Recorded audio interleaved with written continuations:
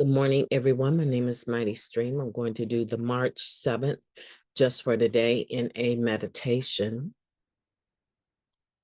How are you today? It's important that I ask you that. I hope you're doing well.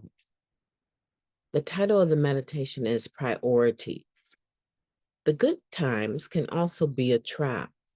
The danger is that we may forget that our first priority is to stay clean. Now, that comes from the basic text, page 43. Things can get really good in our recovery. Perhaps we found our soulmate, built a rewarding career, started a family. Maybe our relationships with our family members have healed.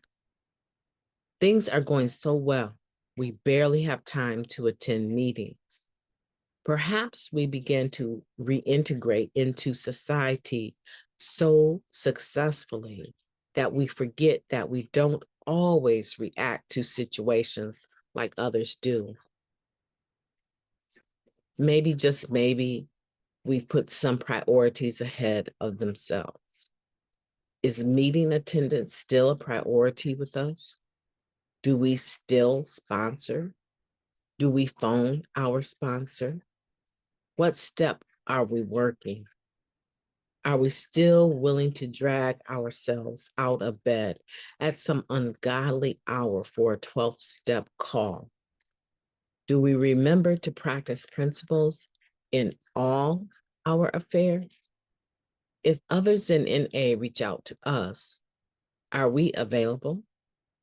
Do we remember where we came from, or have the good times allowed us to forget? To stay clean, we must remember that we are only one drug away from our past. We stay grateful for the good times, but we don't let them divert us from our continuing recovery in Narcotics Anonymous. Just for today, I'm grateful for the good times, but I've not forgotten from where I've come. Today, my first priority is staying clean and growing in my recovery. Let's take a moment of silence, followed by the we version of the Serenity Prayer. Moment of silence now, please.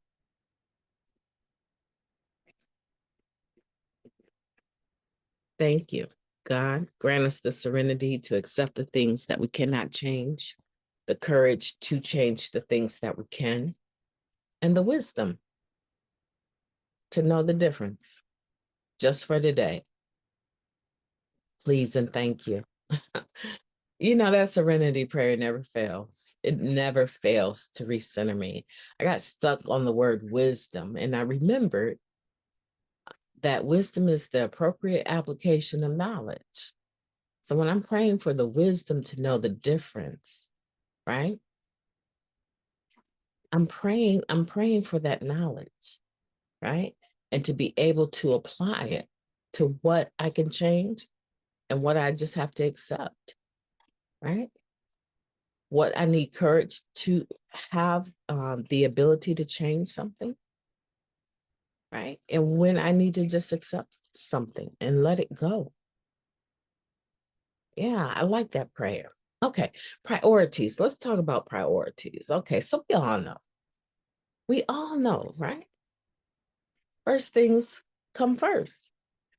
I mean, we say it all the time, first things first, right? First thing first is staying clean. I know if you're like me, I get it twisted sometimes. I got everything else ahead of just staying clean. Not that I'm using or going to use, but some of the things related to my recovery process seem like they go on the back burner. Is that your situation? Have you reached a plateau in your recovery where if I make a meeting, I make a meeting. If I don't, I don't. I'm not getting ready to pick up. Come on, right? You have so much in the balance now, right? So many gifts that we've gained as a result of being clean that we forget that the priority is always Don't use. Stay clean. And what were the basics that we were doing that got us to the point where we now have a bunch of letters behind our name, have a building that we own, a home that we own, a vehicle in our name, children that we drop off to school. Lord knows we were never in a position to parent while using, but now we're actually excellent parents. We have causes in the community that we stand with. What got us there? Staying clean. Staying clean. And for many people, Narcotics Anonymous led them back to a healthy relationship with God, with their higher power. Many people, I got a friend, I tell you what, I have a friend, we really don't talk on the phone that much. I would say most of me and my friends don't talk on the phone that much, right? We all are, I would say, business oriented, pursuing doctorates, right? Today, right? But that wasn't always the case. 30-something years ago when we got ourselves here. 30-something years ago when we first got to NA, that was not the case at all. Some of us were just trying to save our brains from the level of self-induced insanity we had experienced. Some marriage, some children, trying to save our families, but she is a hiker. You know what a hiker is? She loves to hike, walk. She goes hiking with those sticks that look like, I call them snow sticks, but she uses them even in good weather, right? She loves to kayak. She's my nature buddy, right? The difference is that she actually enjoys being in the middle of it, and I just enjoy looking at her pictures, right? I'm not too crazy about, oh man, I don't even want to get into that. Let you guys in on my flaws. But the beautiful part is she'll send me pictures of her in her kayak. Well, not of her, but of the things that she's seeing as she's floating down some bay or some river. She sent me a picture of an alligator. She sent me a picture of, I don't know what that animal was. It kind of looked like a moose, but it wasn't. It wasn't a moose, right? She sent me a picture, and I was just in awe. Like, how are you even that close? And she was like, "Girl, I was not that close. I just really have a good camera." She said, "I saw that alligator, and I went the other way." I was like, "Good choice, good choice," right? And she just sends me some of the most beautiful sunrises and sunsets. And she's always moving in her, I guess it would be like a camper, right? She moves around and she docks in different places. And it's just amazing. I asked her, I said, how are you making meetings with her? She's like, you're my meeting. I'm like, no, not texting. No, you still need to be connected, right? We're living beautiful lives because of recovery. Wherever you're at, I encourage you to pull up na.org and be present in the atmosphere of recovery. I mean, time is in your hand, right? You're traveling where you want to travel. You're waking up to beautiful sunrises. It takes nothing to unhitch and go to a meeting. And I wouldn't care what fellowship, right? And just trying to, press that button a little bit. Everything we have is a direct result of our staying clean. Yeah, go ahead and enjoy the beauties. Enjoy that new wife, enjoy that new husband, enjoy all those babies. So how about this for some of us? we didn't make it here in time to enjoy our own children, but now our children are connected to us and they have children, right? Enjoy your grandchildren. Enjoy that building license, whatever it is that you're doing. And you know deep in your heart that it was staying clean, the Fellowship of Narcotics Anonymous, right? A 12-step program that allowed you to put things in order, that taught you integrity, that taught you dependability, right? That taught you reliability, honesty, open-mindedness.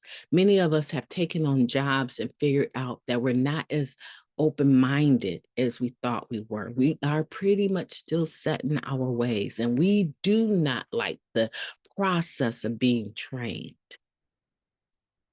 Right? Even if there's a check attached to learning it, we still cop an attitude because the person in charge is insisting that we learn how to do things their way. Right? It's so easy.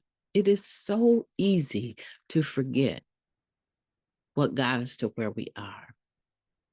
Be grateful for the good times, but don't trip on them. Because you know as well as I know, life on its own terms, things happen. You know, I thought I had a little bit more time with my biological dad to sort some things out, right? I thought I had a little bit more time. I looked like a fool, him on his deathbed trying to get some more information or to talk about a certain hot topic with me, right? I looked like a fool. I had to release it, right? I had to release it because I felt that was the only way to really honor his transition, not dig up the past, unless he wanted to bring it up, right? And so the point is that, you know, we are here because of our staying clean and the gifts that we have as a direct result of staying clean, they're precious. We can enjoy the good times, but just like with me losing my dad, there's going to be some other things that come up along the way. And we need to be rooted. Understand me. We need to be rooted. We need deep roots in our recovery. We need deep roots in spiritual principles to survive the storms that come. You know, a tree with very deep roots, when the storm comes, it has the ability to withstand the storm better than all the other trees. Because that wind, when it comes, it has to be pretty powerful to pick it up out of the ground. Now, tornadoes can do stuff like that. And some of the things we go through can be compared to that. I'm not saying tragedy doesn't happen. I'm saying that even when it does happen, if we have the spiritual principles and are applying them in all our affairs, even through our tears and our heartbreak, through our disappointment, we will have the things that we need to stay rooted in recovery. That doesn't mean a couple of branches don't pop off, right? That doesn't mean a couple of branches pop off. And I'm seeing that as, you know, character defects. That doesn't mean that a few things aren't going to happen that we really wish hadn't. They will, but we'll be rooted in our recovery and withstand the storm of life. So always let your first priority be staying clean and growing in your recovery. My name is MightyStream. I've enjoyed talking to you today. I hope that you have a beautiful day on purpose.